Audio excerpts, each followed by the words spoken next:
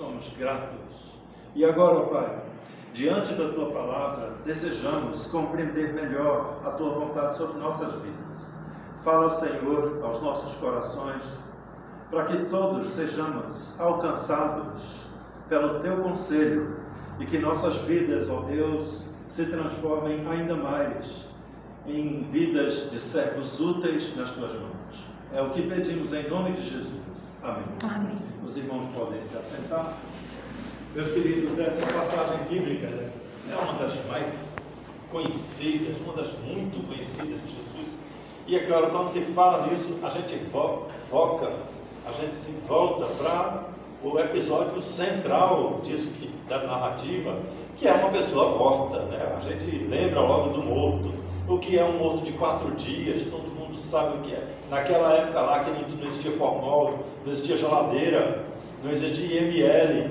4 dias de morto era putrefato, a gente sabe o que significa isso.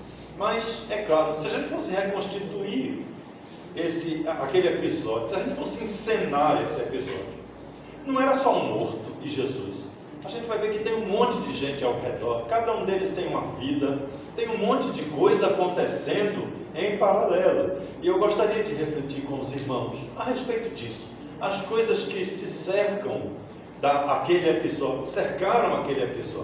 E o que é que aquilo tem a ver com a história da igreja? O que é que aquilo tem a ver com a gente? Onde é que nós nos encaixamos nessa história, que parece ser uma história evangelística, é uma história comovente, mas ela diz respeito a todos nós. Aliás, todo o texto bíblico diz respeito à igreja, dependendo da nossa forma de focalizar, nossa forma de olhar. Então vamos olhar aqui, irmãos, o que aconteceu. Jesus soube que Lázaro estava morto. Quando chegou lá, Lázaro estava sepultado há 4 dias. A gente sabe, imagina, ninguém aqui sabe o que é um sepulcro fechado como é lá dentro. A gente nunca viu, mas a gente faz uma ideia, a gente imagina o que é aquele ambiente de morte, de escuridão total. Pouco depois, no capítulo seguinte, no primeiro versículo do capítulo 12, a gente vê que Lázaro, aquele mesmo homem que estava morto, estava na mesa com Jesus. Jesus foi para um jantar na casa de Lázaro, onde tinha um monte de gente, e Lázaro estava assentado à mesa para ceiar com ele. E a gente sabe, irmãos, que Lázaro não estava lá duro assim, com as pessoas segurando ele. Não, ele estava alegre, vivo, conversando, participando. Então é claro que daquele momento de morte lá do túmulo, até aquela ceia com Jesus lá, não foi da noite para o dia. Ele não saiu do túmulo rindo, alegre, e foi para a mesa ceiar. Teve um processo da saída dele da morte até estar com Jesus, participando da igreja.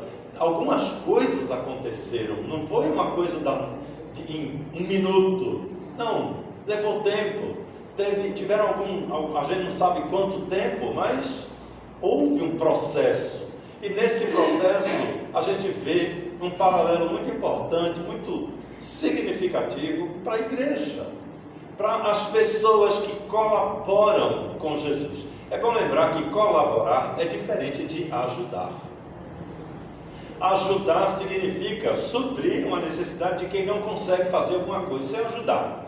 Eu estou empurrando uma carroça subindo a ladeira e não estou aguentando, aí alguém vem lá e me ajuda, põe força para me ajudar naquilo que eu não podia fazer sozinho. Isso é ajudar. Aí aqui a gente já sabe que Jesus não precisava de ajudante. Jesus nunca teve um ajudante. Deus não precisa de ajudantes. Quem precisa de ajudante jamais seria onipotente. Então Deus não precisa de ajudante. Mas Jesus quer colaboradores. Colaborar significa trabalhar junto. Colaborador é trabalhar ao lado. E Jesus quer colaboradores. Ele não precisa não. A gente vê aqui que Jesus dá a oportunidade da gente ser igreja, daquelas pessoas ao redor serem igreja. Quando ele começa a chegar, ele chegou na beira do túmulo, estava lá aquela pedra fechada. O túmulo antigamente era cavado na pedra, ou aproveitavam já grutas que já existissem, né? Somente ajustava a entrada e colocava uma pedra pesada na frente. rejuntava com barro para isolar a circulação, para não ter circulação, troca de ar, né? Lógico, a gente sabe o que vai acontecer, o processo que vai acontecer lá dentro. Assim eram os túmulos naquela época. Dificilmente tinham dois iguais, né? Cada um fazia o seu do jeito que podia, mas ele chegou lá, era aquele negócio ali, uma pedra grande na frente, onde Jesus começa o seu trabalho evangelístico. A morte, a gente sabe que ela está ligada ao pecado, a morte é o resultado do pecado. Nós entendemos muito bem que a morte, da qual todos participamos, é fruto do pecado, é o salário do pecado. Nesse texto, a morte representa o pecado que alcançou todo mundo. Todo mundo vai saber o que é, vai estar no ambiente de Lázaro. Então, quando Jesus chega na frente do túmulo, imagina qual é a expectativa das pessoas em volta, né? Aquele que andou sobre as águas, multiplicou os pães, aquele que já tinha ressuscitado outras pessoas, que acalmou as tempestades. Todo mundo esperava um feito fantástico, raios caindo do céu. O que se espera hoje de milagres, né? Aí Jesus olhou para o povo e disse: removei a pedra. Ele não podia fazer assim com a mão e tirar? Podia. Jesus podia fazer do jeito que ele quisesse, mas ele quis usar a força de seus colaboradores.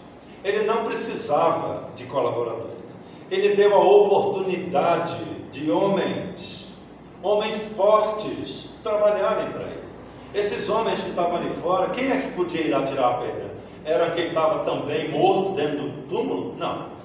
Os mortos dentro do túmulo não podem tirar a pedra. Tem que ser os que já foram revivificados por Jesus. Os que já estão saudáveis, os que já estão firmes, andando com Jesus, fora do túmulo, fora da morte. Então Jesus dirigiu a sua palavra, não foi para qualquer um, não foi para o ar, foi para aquelas pessoas que já sabiam da morte, que foram resgatados da morte. O apóstolo Paulo, depois ele mostra com muita propriedade que todos nós estávamos mortos em nossos pecados. Lázaro representa a condição humana, todos estavam mortos no pecado. Então aqueles que estavam fora já tinham saído dos seus túmulos de pecado, já estavam andando na vida que é Jesus. Então aquelas pessoas que estavam atribuídas a tirar a pedra, que Jesus podia ter tirado, mas deu a oportunidade deles trabalharem. Outra qualidade muito interessante de quem vai tirar a pedra é a fé em Jesus, né? Inclusive perguntaram a ele: Senhor, peraí, não pode tirar, imagina como é que está ali dentro. Mas então aqui a gente vê que aqueles colaboradores de Jesus precisam confiar na palavra dele. Não é confiar na nossa capacidade de resolver problemas. Não temos a capacidade para resolver os problemas espirituais. Mas a palavra de Deus tem poder para resolver os problemas espirituais. Então aqueles homens, os crentes, os membros da igreja, os diáconos, os servos de Jesus, confiando na palavra dele, foram lá para um absurdo, abrir um túmulo. E Jesus não disse tirar a pedra porque vai acontecer isso. Não, ele não explicou. Ele disse: vai lá e faz uma coisa que é absurda. Aí os homens de Deus daquela época, hoje existem homens de Deus, existem. Em algum lugar aí, eles estão ajoelhados orando antes do culto. A gente conhece alguns, mas sempre existe, desde aquela época, aqui a gente encontra alguns. São esses homens aqui que oravam, que já estavam servindo a Jesus. Eles confiaram na palavra de Jesus e foram lá empenhar os seus esforços na obra de Jesus. A gente podia escrever naquela pedra lá: missões. Aquela pedra é o obstáculo entre os mortos no pecado e a palavra de Deus.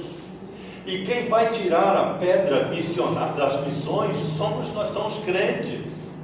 Jesus pode milagrosamente trazer as pessoas para ouvir a palavra dele? Pode.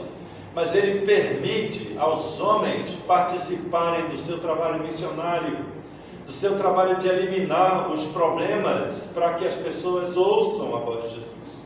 Então aqui a gente encontra o primeiro paralelo daquele episódio lá de Lázaro com a nossa igreja. com a oportunidade que nós temos, cada crente tem, de confiar no poder da palavra de Deus, arregaçar as mangas e ir lá empurrar uma pedra absurda. Não é lógico aquilo. Aquilo não faz parte é um choque social, mas é a palavra de Deus, é a palavra do nosso Deus. E aqueles homens, ali naquela época, já existiam crentes, já existiam servos. O servo não fica perguntando a seu Senhor por quê, não fica questionando o seu Senhor, obedecem. Eles vão lá e fazem o que o seu Senhor mandou. E o resultado é que os mortos revivem. O Blackwood, eu não lembro o prenome dele, um autor americano, um pastor americano, já morreu ele, do início do século passado. Ele escreveu um livro sobre homilética, muito bom, e ele disse que o pregador, na verdade, ele usa a palavra de Deus para ressuscitar mortos. Eu lembro aquilo lá, eu me lembrei disso aqui. O que ressuscita os mortos é o poder de Jesus, é a palavra de Deus. Mas entre a palavra de Deus e os mortos, tem a ação da igreja, tem a ação de homens de Deus, que tiram as pedras do caminho, que liberam os caminhos para que os mortos ressuscitem. Aí depois que Lázaro saiu dali, imagina como é que ele veio andando, irmãos, todo amarrado, com as pernas amarradas. Não sei se vocês já viram, até hoje, no Oriente Médio, os sepultamentos são do mesmo jeito. Eles enrolam o defunto num lençol grande, todinho, o corpo, a cabeça. Naquela época deixavam o pano da cabeça era diferente, hoje é uma coisa só. Eu acho que tem defunto demais hoje no Oriente Médio, mudaram um pouco, mas ainda é aquele jeito, não tem um caixão, tem o defunto enrolado num pano. Então aquilo mais foi o que aconteceu. Imagina como é que Lázaro saiu do túmulo, com o passo curtinho assim, sem poder andar, com os braços para baixo, sem enxergar nada, mas ele saiu. Jesus disse: vem para fora. E Lázaro saiu se arrastando do jeito que pôde e apareceu lá fora. Aí aqui a gente encontra a outra parte da igreja. Jesus não podia ter feito aqueles panos cair tudinho, podia. Mas Jesus disse aos homens de Deus: vai lá e solta ele, liberta ele das marcas da morte, liberta ele dos efeitos da morte, do que restou da vida antiga lá dentro do túmulo. E esses homens que foram lá, como é que eram? Eram também homens atados? Eram todos mortos. Todos experimentamos a morte do pecado, mas eles estavam livres dos efeitos da sua morte. Já estavam livres do seu pecado, foram também libertos por Jesus. E por isso eles tinham as mãos livres para trabalhar, tinham as pernas para trabalhar, estavam enxergando. Lázaro estava com a cabeça enrolada, não enxergava nada, mas a igreja já enxergava. Os homens de Deus foram lá vendo, tiraram, libertaram ele, e ele disse: deixai-o ir, não carrega no colo, não é para levar na cabeça, não, é para deixar, porque ele ressuscitou. A igreja tem que dar os meios para o novo crente começar a andar de novo, trabalhar, reviver, retomar a sua vida. Então, queridos, aquele episódio lá, que certamente chama tanta atenção por causa do defunto, tem algo mais importante para a gente ali naquele acontecimento, onde nós estamos ali. Cabe a nós, a mim e a você, remover as pedras, para que os mortos da nossa família possam vir para a igreja, possam vir de encontro à palavra de Deus, possam ouvir a palavra de Deus. Tudo que Lázaro fez foi ouvir a palavra de Deus. Ele não ia ouvir enquanto a pedra estivesse lá. Então eu tenho que remover as pedras, para que os mortos, a minha vizinhança morta, possam ouvir a palavra de Deus, para que meus parentes que estão dentro do túmulo possam ouvir a palavra de Jesus. Cabe a mim retirar as pedras. E aí tem mais: a pedra não era uma pedrinha qualquer, não era um tijolo, era uma rocha. Não pode ser uma pessoa só. Não existe igreja de um homem só. É uma igreja, depende de muitos braços, muitas mãos, que se esforçam, se unem para remover as pedras que atrapalham os outros, para tirar as pedras do caminho dos mortos. Cabe a nós, meus filhos, somos nós os missionários. Quando a gente está orando por missões, é claro, na nossa mente A gente, desde criança, a gente, quando fala em missionário, é aquele pessoal que está lá na África, não sei o quê. Na igreja, quando diz, domingo que vem vai ter um missionário aqui, a igreja lotava quando era criança. A coisa melhor do mundo é ouvir um missionário falar. Não sei se os irmãos já tiveram essa experiência. Quando ele vem contar as coisas de outro país, como era empolgante isso, e aí fica marcado no coração da gente, é que o missionário é aquele tipo de gente lá. Mas, na verdade, o missionário é quem aceitou a Jesus. É quem recebeu o perdão de Jesus. Você foi perdoado, você é um missionário do Senhor. Não existe nenhum crente aqui na terra que esteja alheio à missão de Deus. Porque a missão de Deus aqui na terra é resgatar os mortos, é tirar dos sepulcros que ainda estão lá. E cada um de nós tem um braço, uma mão, tem a capacidade para remover essas pedras. E depois disso, cuidar dos novos convertidos, cuidar daqueles que saíram da morte para a vida. Então, queridos, a igreja é uma oportunidade de trabalho, é uma oportunidade de olhar para Jesus e dizer: Senhor, que bom que eu posso fazer alguma coisa. Jesus não precisava da gente, não precisava daqueles homens, ele podia ter feito tudo sozinho, mas Jesus permite aos seus servos trabalharem para ele, mostrarem o seu esforço, a sua vontade de servir. E o resultado disso é o que? A gente vê que as pessoas ao redor deram glórias a Deus. O nome de Deus é glorificado quando a igreja cumpre o seu papel, quando a igreja faz a sua parte, que não é a mais importante, não. A mais importante é a palavra de Jesus, que ressuscita os mortos, mas a igreja está pelo meio. Jesus usa a capacidade da igreja. Então, queridos, quando a igreja faz o seu trabalho, constrói os seus templos, prega o evangelho, convida outras pessoas, tira as pedras, o nome de Deus é glorificado. Todo mundo percebe o que aconteceu. Até quem não é crente, o último versículo que a gente leu era dos inimigos de Jesus, que chegaram lá para contar tudo o que aconteceu. A verdade, ela toca o coração até dos inimigos.